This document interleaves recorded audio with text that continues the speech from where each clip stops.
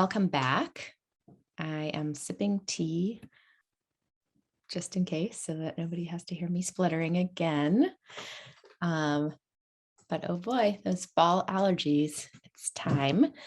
Okay, I have a very short amount of time to talk about two more essentials about the essentials that I think are incredibly important topics. So let me share my screen. Give me 1 second, actually. I just realized I have. All right, there we go.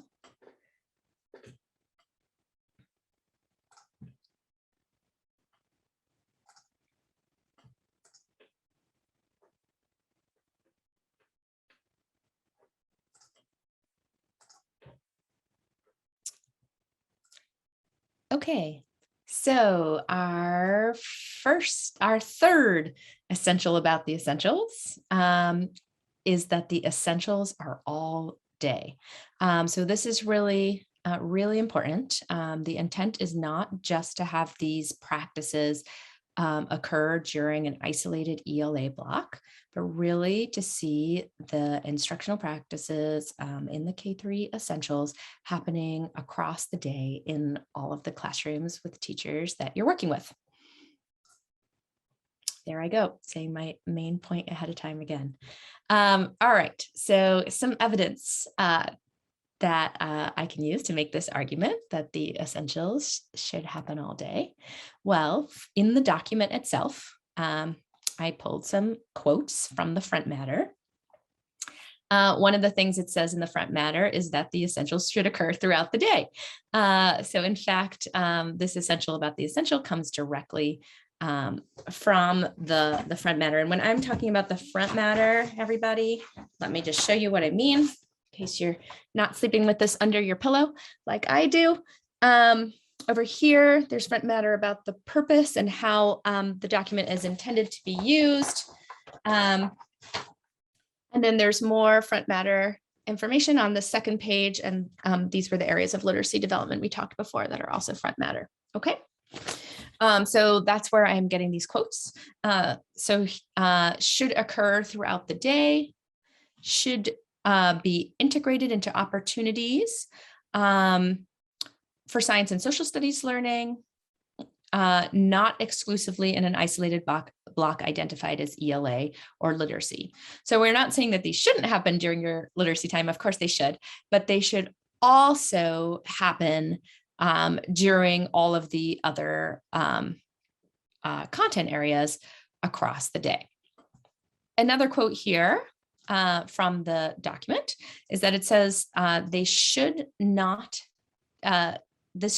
take the place of science and social studies. In the long term, that approach is counterproductive. Later academic achievement is predicted not only by literacy, knowledge, and skills.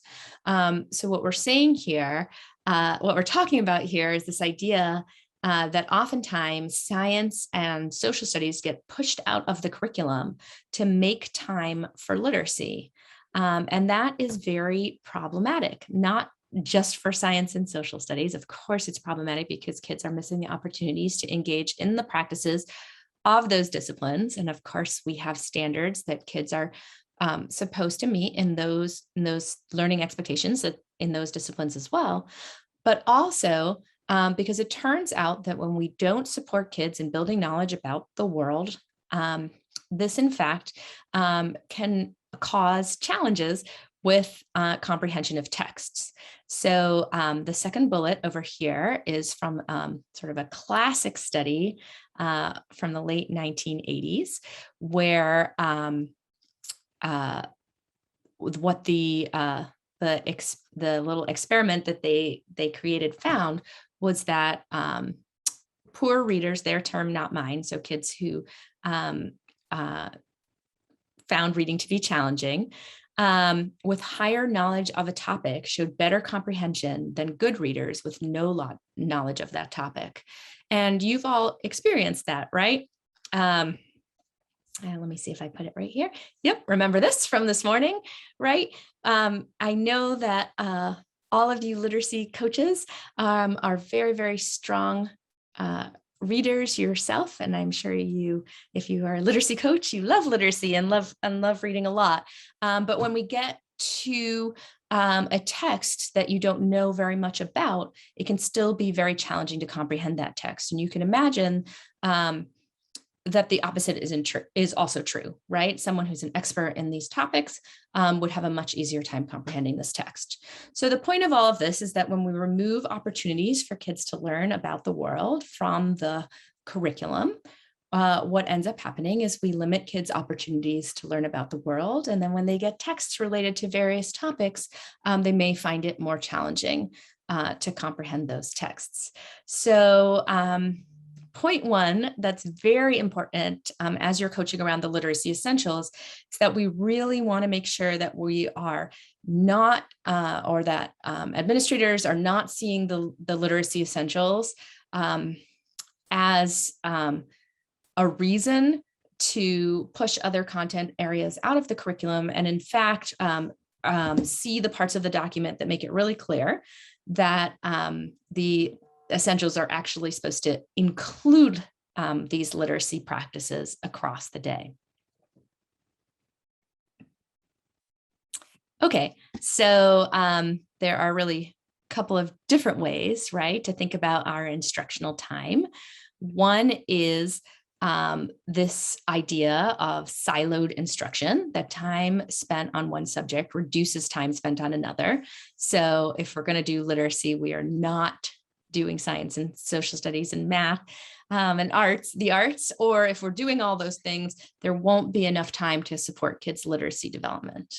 Another way to think about literacy and content area learning is that more opportunities for science and social studies might actually enhance opportunities for language and literacy learning in the elementary grades. Because as kids engage in the practices of these other subject areas, they're in fact engaging in language and literacy as part of doing that work. So they're actually getting more time to do some of the literacy learning that we want for them, and teachers are able to do some of the instructional practices from the essentials.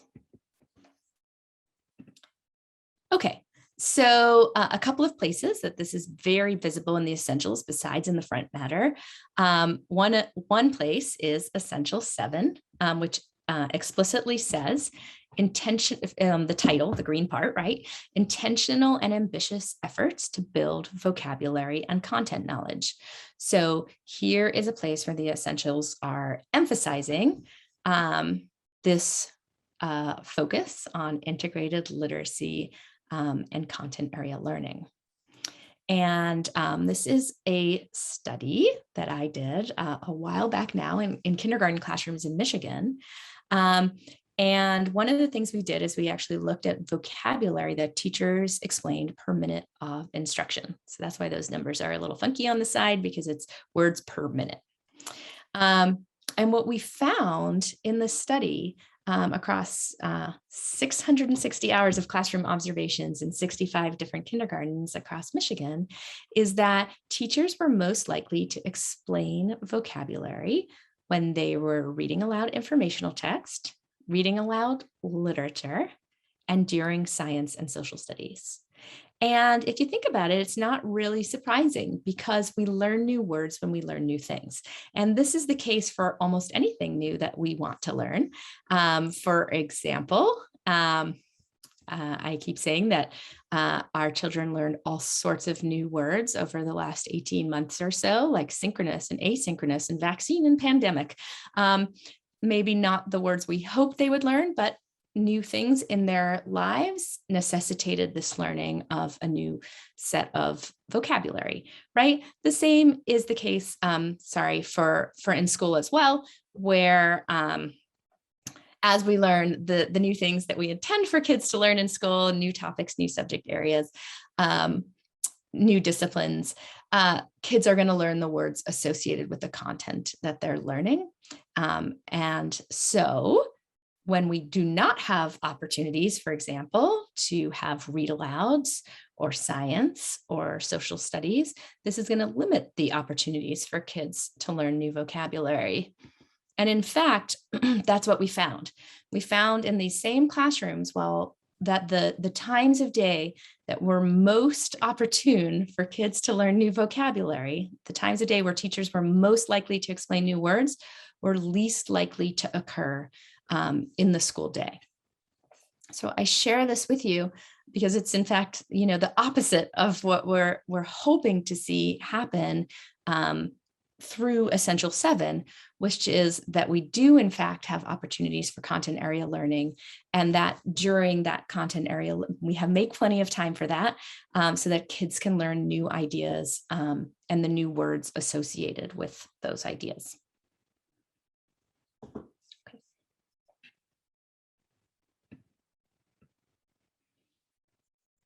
When we think about vocabulary development, for example, in Essential 7, we could think of just a word and its definition, but in fact, that's not really representative of how we learn word meanings. Typically, when we learn a new word, we're learning the label, the word itself, but also lots of concepts associated with that word.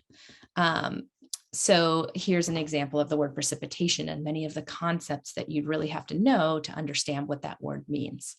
I put this here, right, because a definition in passing is not going to build these concepts. What's going to build this conceptual understanding that kids need so much is ongoing, deep, and coherent engagement in subject area learning. Okay, so again, if we eliminate those opportunities, we're limiting kids' opportunities to engage with the concepts associated and words that we want them to learn in Essential 7.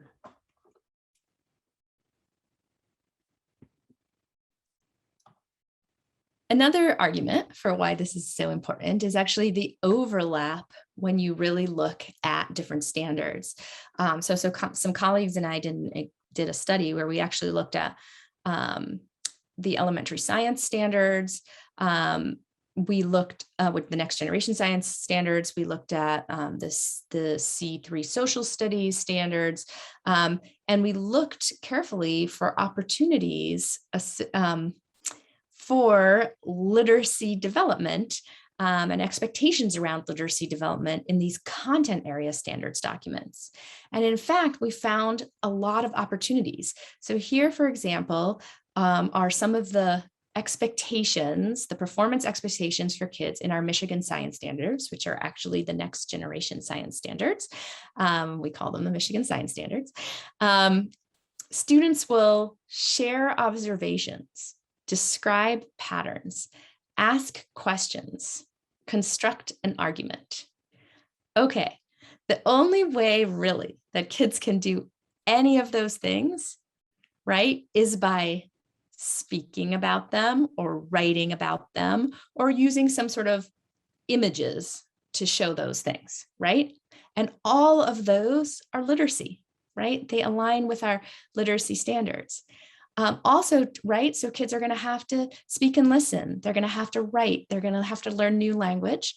And if we want them to learn the content associated with describing patterns or asking questions or constructing an argument, they're also going to have to learn in part through obtaining information from informational texts, just like scientists do, right? So you can see there's sort of this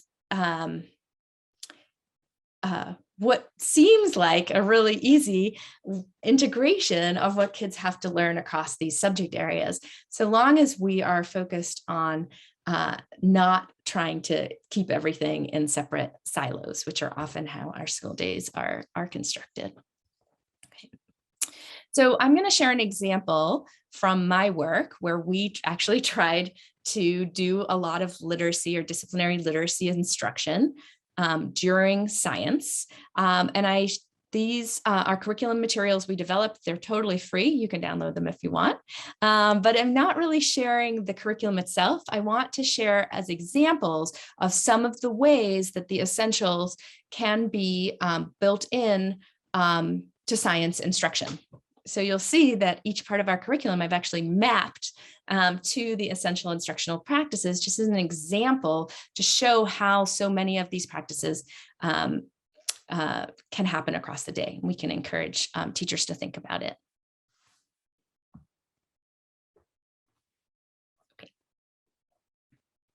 All right. So our curriculum units start with puzzling phenomena and driving questions, right? We want kids to, we want kids to have something that is going to be interesting and exciting to them, to be able to spur the learning over the curriculum. So something like looking at the dunes in Michigan and thinking, how can they change over time? Or watching a boxcar derby and wondering about how those boxcars move when they don't have any motors, or why are there ants in our environment, right? These are the kinds of things that you can imagine get kindergarten, first and second graders really interested and excited to learn. Well, if we look at Essential 1, right, one of the things that is going to help us support readers and writers is having kids motivated about things that they are interested in to learn. So these are some of the initial questions, but kids get to ask their own questions and figure out what they want to learn around some of these topics. Okay. Provide a wide range of opportunities to support students in making sense of the phenomena. So even though what we're doing is science, we're asking kids to ask questions, engage in exploration where they're often collecting data and having to write that data down or use it in some sort of graphical form or analyze it, read to obtain information, write about their thinking, right? And synthesize ideas through discussion, which is also emphasized in the essential practices. So I'll do those in a little more detail.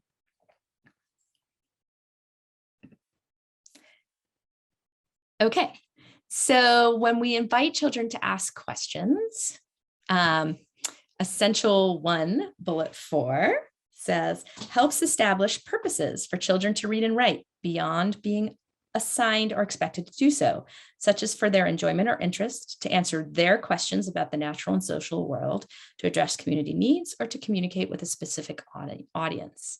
So when kids are asking things like, why can't I read in the dark? And trying to figure out how to read in the dark at night. In fact, there we are, just in this inviting kids to ask their questions. We're helping to establish purposes for reading and writing. When kids explore, you can see over here on the bottom right, not only are they engaging in sort of the science explorations that you would expect, but they're doing things like analyzing and interpreting data, right? Reading and writing about what it is that they are learning.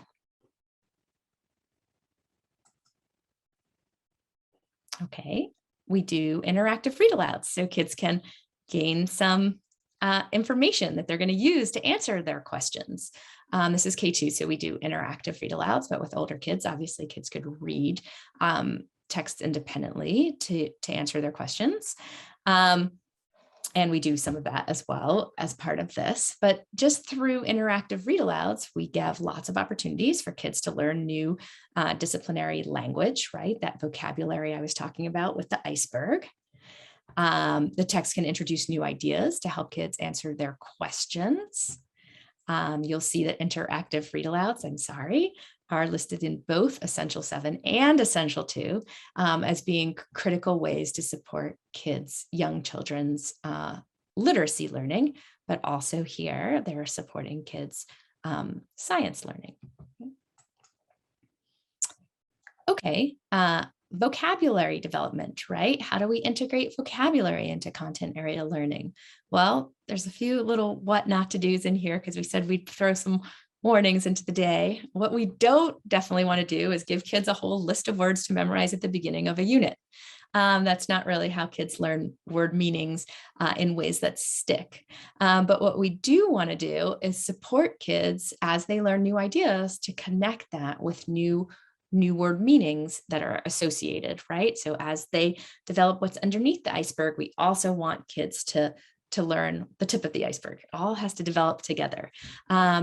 And there's really a wonderful opportunity to have this happen as they learn new ideas in new content areas, right? Reading text, learning new things. Those are the times where lots of new word meanings come up. So again, here we're connecting to Essential 7. Okay, when kids are writing as part of content area learning.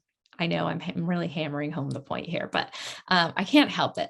When kids are writing as part of their content area learning, of course they have to write their ideas, whether it's making a model like in the bottom left-hand corner of a food chain, or observing things outside on the bottom right, or teachers are writing down kids' ideas in a more of a shared writing opportunity. These are all opportunities to engage with Essential 6. So kids are having opportunities to write. And one of the things we know, right, is that one of the things we know, right, about writing, two different rights. One of the things we know is that it's in many classroom, kids are not getting enough writing time, or the amount of writing time that research suggests is effective for supporting their writing development. So how wonderful it is that if we do science and social studies, there are many, many opportunities for kids to write as part of that work as well. Here's some, when you talk about writing, you have to put adorableness up on the screen. So here's some, just as a first grader learning about light. When the light rays hit opaque objects, it does not go through it. It actually makes a shadow. And then we have the image above as well. Okay. Look at that, light rays, opaque object. Whoa. Amazing opportunity for kids to write. Okay. And then of course, to engage in the science practice of and informational text, right? Associated with science and informational text, the model that the child drew at the top of the writing. Okay, how about discussions, right? In Essential 7, bullet 4, I will actually read that one aloud as well, because it's a specific bullet. It says, encourages talk among children, particularly during content area learning and during discussions of print and digital text. So if kids are engaging in learning and reading and writing as part of that learning, of course, discussions are also going to be an important way to help kids make sense of all these opportunities to answer their questions and to learn. And we can really help kids learn to engage with one another, to agree politely, to disagree, to bring in evidence associated with the claims that they are making as part of discussion. So just another way that we're in fact maybe double dipping on the meeting literacy standards and engaging in the literacy instructional practices when we have opportunities for content area learning. All right, I might have to stop at this point in case you're wondering, but oh no, one more thing. And when we do this kind of instruction, kids learn both in their content area. So in our research, we found that that this supports kids' science sense making, like supporting claims with evidence, things that are in the science standards, but also literacy development, including kids' classroom discussions, receptive and expressive language. So we see that when we integrate instruction in this way, it's not harmful to either content area. In fact, we see wonderful development and opportunities for kids to learn and meet the standards across literacy, ELA, and the content areas. Oh, this is a cute conversation from a classroom where the teacher said, why do you say cloudy? Do you have evidence? And a little kindergartner said, there's no blue sky, no sun at all, no shadows on the ground. So 3 pieces of evidence in a classroom discussion during a discussion in a classroom. Okay, I promised resources.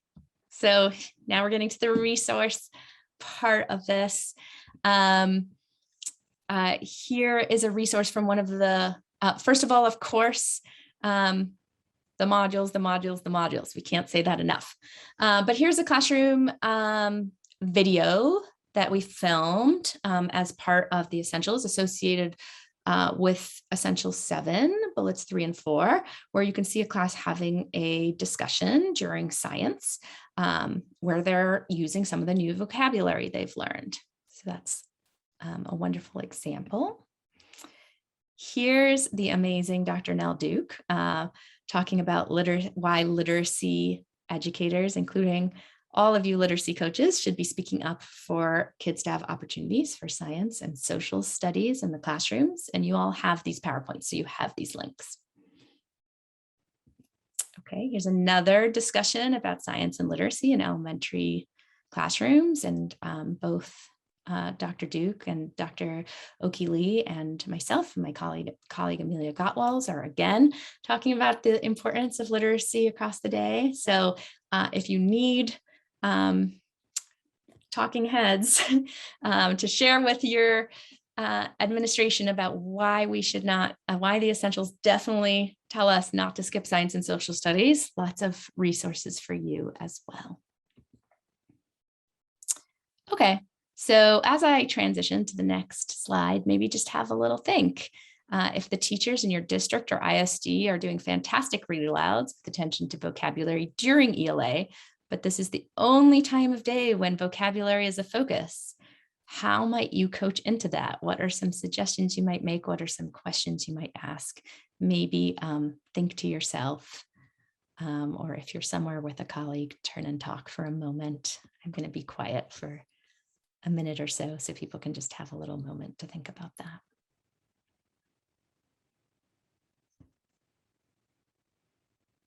Okay, so keep thinking. We see this a lot. We see vocabulary as only either being a little short, time of the day, like this is on Mondays, we do vocabulary and we learn 5 words, or sometimes we see content area learning being only books. Right? We read about science, but we don't do all the rest of the practices of science, which is equally problematic because then we're not getting to ask questions, have discussions, write, engage in explorations, right? All of the other practices, both really sort of two ends of what we see, or we see no science and social studies instruction at all, which is really the worst case scenario, but is still very, very common, where we're just not making time to give kids these opportunities to learn. Okay, so just something to think about as you go back.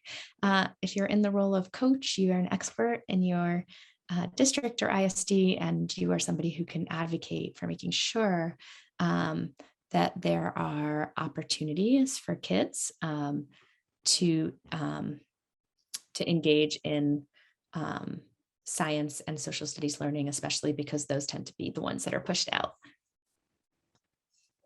All right, so again, the essentials are all day. Science and social studies support students' literacy development, and literacy supports students learning in science and social studies.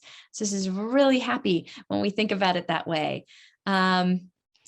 And when we push out science and social studies, this is bad for science and social studies learning, but also bad for literacy learning. So please check out the module for Essential 7 to learn more about this topic.